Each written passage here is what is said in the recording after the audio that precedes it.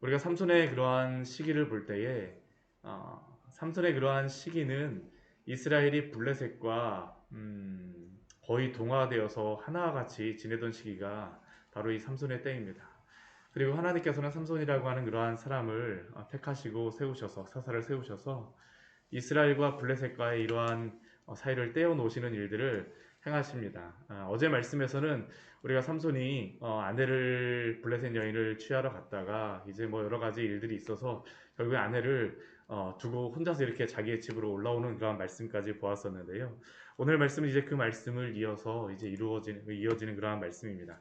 우리 15장 1절 말씀을 보게 되면 삼손이 염소 새끼 한 마리를 가지고 자신의 아내에게 갑니다. 아마 그렇게 그냥 올라갔던 것이 이게 아내가 그때는 괘씸하다라고 생각했을지 모르지만 아마 그 마음이 다시 변한 것 같습니다. 오늘날로다 친다라면 큰 뭐 꽃바구니 하나 사갖고 지금 가는 것이라고 할 수 있겠죠.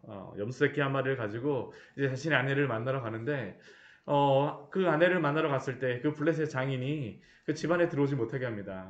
왜 그런지는 우리는 알 수 있습니다. 이미 그 여인을 다른 그 삼손 그 왔던 그 친구에게 시집을 보내었기 때문에 이 여인에게 삼손에게 줄 수가 없죠. 우리 2절 말씀과 같이 내가 그를 심히 미워하는 줄 알고 그를 내 친구에게 주었노라. 근데 이렇게 했을 때 이 블레셋 장인과 이 여인은 사실은 삼손에게 크나큰 그 잘못을 한 것입니다. 죄를 진 겁니다. 왜냐하면 이미 그 결혼 지참금을 다 지불한 상태이고 결혼을 한 상태이기 때문에 모든 그러한 사람들은 이미 삼손의 아내라는 것을 다 알고 있어요. 그렇기 때문에 지금 이 여인이 다른 사람에게 시집간다라는 것은 하지 말아야 될 것임에도 불구하고 이 장인이 이렇게 말을 한다라는 게 삼손에 굉장히 화를 북돋우게 되죠.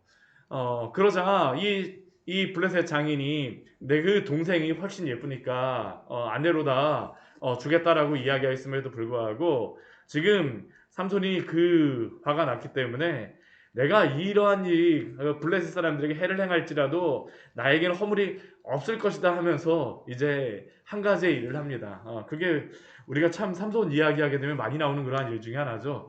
이 여우 300마리를 잡아갖고 그 두 마리의 꼬리를 이어서 이렇게 그 뒤에다 횃불을 하고 나서 그 주변에 있는 여러 곡식단, 포도원, 감람나무들을 다 사르는 그러한 내용입니다. 삼손이라고 하는 그러한 인물이 덩치가 크고 힘이 세고 느린 것이 아니라 굉장히 민첩하다는 것을 우리가 알 수 있죠. 여우 닭 한 마리 잡는 것도 제가 어렸을 때 해보면 굉장히 힘든데 여우 300마리를 잡았고 어떻게 이것을 했을까라고 생각을 해봤을 때 이게 보통 일이 아닙니다. 이게 더군다나 제가 이 소래골짜기 주변으로 삼손이 살던 그 지역이 굉장히 넓은 그러한 들판입니다. 지금 오늘날에도 그쪽에 그 포도나무랑 뭐 이런 것들 굉장히 곡식들이 그러한 들판이 좋은 그러한 지역인데 여기를 다 뭐 불살라 버렸으니까 지금 어떤 일이 벌어질까요? 우리 6절 말씀을 보게 되면 블레셋 사람들이 이 일을 행한 사람이 누구인가를 알고자 하여서 지금 올라오게 되죠. 그러다 보니까 이 일을 행한 사람이 삼손이라는 것을 알고 또한 삼손이 삼손의 아내를 다른 친구에게 주었다라는 것을 듣게 되자 우리 그 6절 말씀을 보게 되면 그 블레셋 사람들이 그 여인과 그의 아버지를 불살라 죽었다라고 이야기하고 있습니다. 우리 앞에서 우리 14장 말씀에 보면 그 여인이 그 아버지와 여인을 그 집을 불사르겠다라는 그러한 위협 가운데에 삼손이 냈던 그 수수께끼의 답을 알아내서 알려주었었는데 결국에는 그녀가 이 블레셋 사람들에게 불살라서 죽었다라는 것이 이 이야기의 결론이게 되죠. 그러니까 삼손이 또 어떻게 하냐면 그 나의 그러한 아내와 또한 그 장인에게 이렇게 행한 그 블레셋 사람들을 가만히 두지 않겠다라고 하고 원수를 갚겠다라고 하면서 이 블레셋 사람들을 크게 쳐부순 것이 바로 이 사건입니다. 정말 삼손이라고 하는 그러한 인물은 한번 화가 나게 되면 이 다른 것들이 전혀 보이지 않는 사람이 바로 이 삼손이었습니다. 그리고 삼손이 어디를 올라가냐 하면 에담 바이틈에 머물렀다라고 말씀하고 있습니다. 왜 삼손이 에담 바이틈까지 갔을까요? 이 에담 바이는 지리적으로 보게 되면 이 단지파에 속한 그러한 지역이 아니라 유다지파에 속한 그러한 지역입니다. 단지파는 지금 굉장히 약한 그러한 상태이기 때문에 삼손이 지금 유다 지파에 가서 숨은 것이라고 할 수 있어요. 그런데 이렇게 삼손이 여기에 숨게 되어졌을 때에 이 블레셋 사람들이 올라와서 유다와 진을 치고 이 레이라고 하는 곳에서 진을 치고 지금 유다 지파와 싸우려고 하죠. 전쟁을 하려고 합니다. 그러니까 이 유다 사람들이 어떻게 했을까요? 이 블레셋 사람들에게 갖고 왜 우리에게 전쟁하느냐라고 질문을 하게 되고, 삼손이 이러한 일들을 행했기 때문에 삼손에게 결박을 하여서 우리에게 보내주게 되면 아무것도 없을 것이다라고 이야기합니다. 만약 유다 지파가 이러한 이야기를 들었을 때에 유다 지파는 어떠한 그 결정을 해야 될까요? 우리가 이게 참 중요한 그러한 부분입니다. 오늘 말씀을 보게 되면 지금 유다 지파 같은 경우는 이스라엘에서 가장 강력한 지파이고, 사사인 삼손이 블레셋 사람들을 쳐서 지금 유다 지파로 올라왔다라고 하면 지금 당연히 일어나야 될 반응은 무엇이냐면, 블레셋 사람들과 그러면 우리가 같이 삼손 당신이 하나님이 세운 사사이시니 같이 전쟁합시다라고 지금 이야기를 하는 게 당연한 반응이어야 되는데, 오늘 한번 11절 말씀을 보십시오. 유다 사람들 3,000명이 에단 바이틈으로 내려갑니다. 삼손과 같이 전쟁하더라고, 블레셋과 전쟁하더라고 하기 위해서 내려갔을까요? 아니요, 그렇지 않습니다. 오늘 말씀 11절 말씀을 한번 보십시오. 우리 이 유다 사람들의 이야기가 무슨 이야기입니까? 너는 블레셋 사람들이 우리를 다스리는 줄을 알지 못하느냐? 내가 어찌하여 우리에게 이같이 행하였느냐라고 하면서 오히려 삼손에게 불같이 화를 내고 삼손과 전쟁하려고 하는 것이 바로 지금 유다 지파의 모습이죠. 이게 지금 이스라엘 백성 가운데 일어나고 있는 그러한 죄악의 모습입니다. 삼손이 그러한 죄를 범할 그 블레셋 사람들에게 미움을 당하였다 할지라도 당연히 삼손이 사사라는 것을 아마 이 유다 지파 사람들도 다 알았을 터인데, 만약 그렇다면 함께 마음을 모아서 전쟁을 하자라고 할 가장 강력한 유다 지파가 오히려 삼손과 전쟁을 하려고 그러죠. 왜 그렇겠습니까? 지금 블레셋과 전쟁하는 것이 우리에게 유익이 없다라는 겁니다. 블레셋과 함께 사는 것이 이들에게는 너무나도 평안해요. 오히려 전쟁을 하게 되면 그들에게 더 큰 손해와 더 큰 많은 피해가 있을 것이다라는 게 바로 지금 유다 지파가 가지고 있는 그러한 생각입니다. 블레셋과의 살아가는 그러한 삶, 죄된 삶이 흡사 피부와 같이 되어져 버린 것이 바로 지금 이스라엘 백성 안에서 일어나고 있는 일이죠. 그러니까 결국 어떻게 할까요? 전 삼손이 참 외로운 사람입니다. 삼손 같은 경우는 정말 외로운 사람이에요. 왜 제가 이 말씀을 보면서 왜 삼손은 다른 사람들을 모아서 같이 전쟁 가지 않았을까라는 그런 생각을 해보게 되면, 이러한 유다 지파의 모습을 보게 되면 같이 함께 할 사람이 없는 겁니다. 이게 유다 지파의 그러한, 유다 지파뿐만 아니라 온 이스라엘 가운데 있었던 그러한 모습이죠. 근데 삼손이 어떻게 합니까? 당신들이 나와 전쟁하지만 않게 되면 나를 그냥 붙잡아서 내어주라라고 이야기하죠. 결박해서 그냥 내어주라고 얘기합니다. 그러니까 유다 지파 사람들이 삼손을 붙잡습니다. 블레셋과 삼손과 함께 전쟁해야 될 유다 사람들이 삼손을 붙잡아서 새 밧줄로 둘씩이나 이렇게 막 결박을 꽁꽁꽁꽁 매갖고 이 블레셋에게 넘겨주게 되죠. 넘겨주게 되면 이게 지금 이스라엘 백성들의 상황입니다. 근데 이러한 가운데에서 누가 삼손과 함께 하실까요? 우리 14절 말씀에 보게 되면 이렇게 말씀하고 있죠. 우리 14절 말씀 같이 한번 읽어보도록 할까요? 삼손이 레이의 이름에 블레셋 사람들이 그에게로 마주 나가며 소리 지를 때에 여호와의 영이 삼손에게 갑자기 임하심에 그의 팔 위에 밧줄이 불탄 삼과 같이 그의 결박되었던 손에서 떨어진지라. 여호와의 영이 삼손에게 갑자기 임하심에. 이것을 우리에게 알려주시는 그러한 이유가 무엇일까요? 하나님이 이스라엘의 참된 사사가 되신다는 것을 알려주시는 겁니다. 삼손이 힘이 세진 것이 아니죠. 여호와 하나님께서 힘이 되어주시기 때문에 삼손이 이 모든 것들을 이길 수 있다는 겁니다. 비록 이스라엘 백성이 함께하지 못한다 할지라도 하나님이 함께 하심으로 말미암아 삼손에게 힘이 주어지죠. 그러니까 어떻게 될까요? 이 아무리 그 세 밧줄이라 할지라도 그냥 뭐 실 끊듯이 그냥 확 끊어버리고 지금 다시 전쟁을 하게 됩니다. 우리 15절 우리 이후의 말씀을 보게 되면 이 삼손의 그런 전쟁의 모습이 나오고 있죠. 삼손의 전쟁의 무기가 무엇일까요? 나귀의 새턱뼈입니다. 새턱뼈. 이 턱뼈라고 하는 단어가 이게 뭐냐면 레히라고 하는 그러한 단어입니다. 레히. 그러니까 이 레이라고 하는 그러한 동네에서 레이라고 하는 그러한 동네가 지금 삼손이 전쟁하고 있는 그러한 지역인데 그 레이라고 하는 도에서 그 턱뼈 레이를 가지고 전쟁하는 게 바로 이 전쟁의 모습이에요. 턱뼈가 무슨 힘이 있겠습니까? 뭐 그냥 칼 가지고 블레셋은 지금 칼을 가진 민족입니다. 철기를 가진 민족이에요.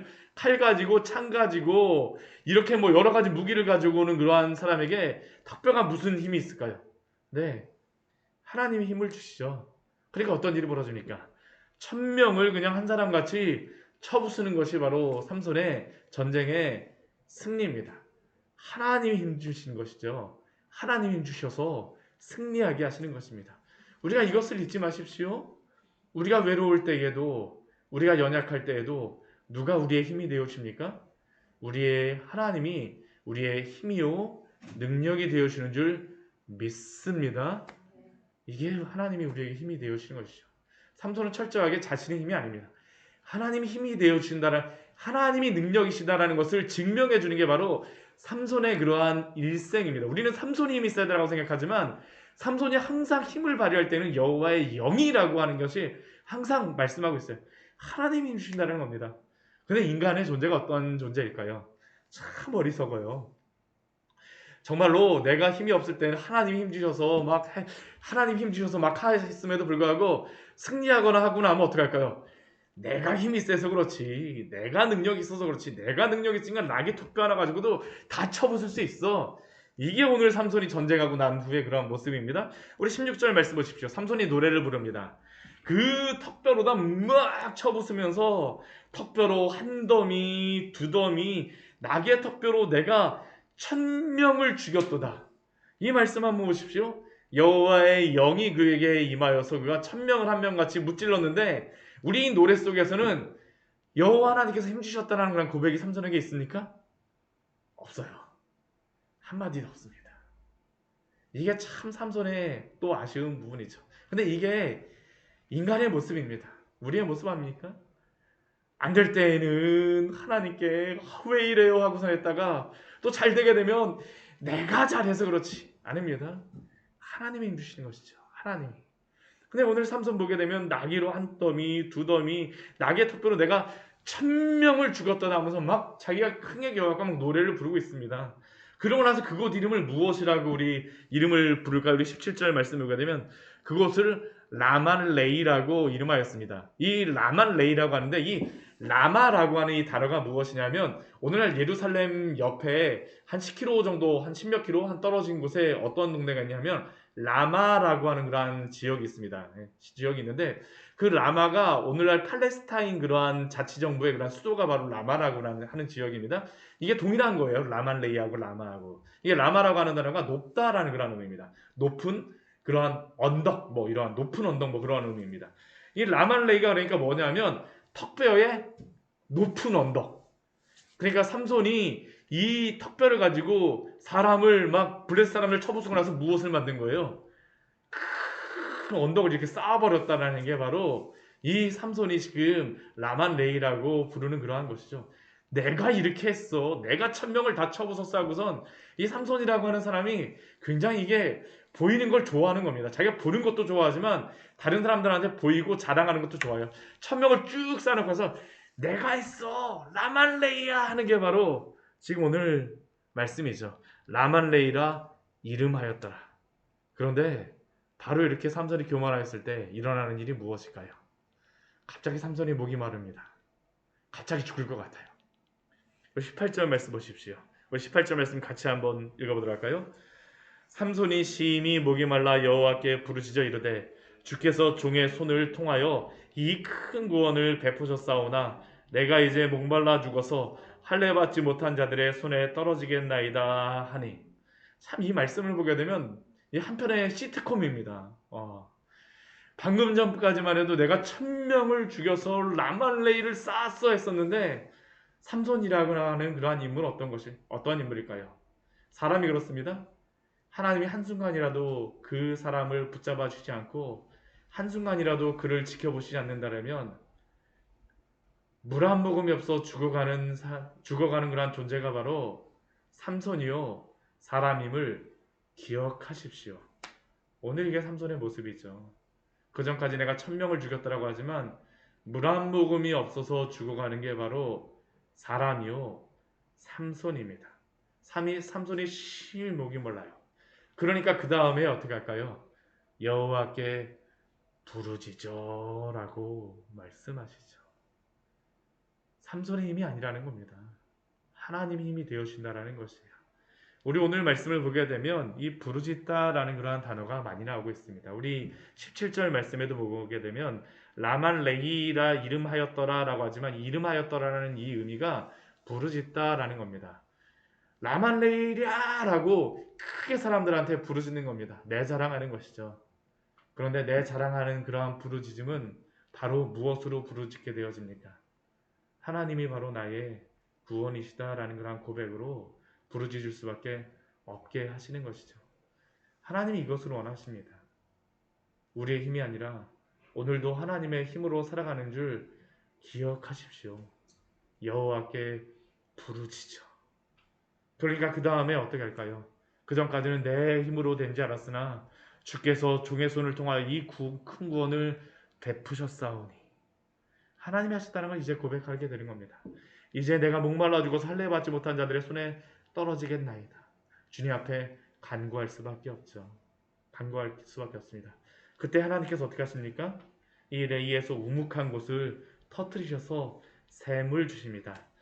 그리고 그 샘의 물을 먹었을 때에 삼손의 정신이 회복되어 소생되니, 이 소생된다라는 것은 살아난다라는 의미입니다. 사람이 살아나는 방법은 한 가지밖에 없습니다. 하나님이 주시는 샘물을 마실 때에 우리의 영혼이 살아나는 줄 믿습니다. 우리가 살아나는 게 아니에요. 하나님이 살려주시는 것입니다. 삼손에게 철저히 보여주시죠. 삼손의 힘이 아닙니다. 하나님이 힘 주시는 것입니다. 그리고 그곳 이름을 무엇이라고 이제 또다시 부르짖습니까? 에나꼬레라고 부르짖죠. 이 에나꼬레라고 하는 이름은 무엇이냐면 엔이라는 게 샘이라는 그러한 의미고 고레가 바로 이게 부르짖다라는 그러한 의미입니다. 부르짖는 자의 샘. 부르짖는 자에게 하나님께서는 오늘도 당신의 생명의 샘으로서 우리에게 베풀어 주신 줄 믿습니다. 이것을 기억하십시오. 삼손의 삶은 그래서 삼손의 능력이 드러나는 삶이 아닙니다.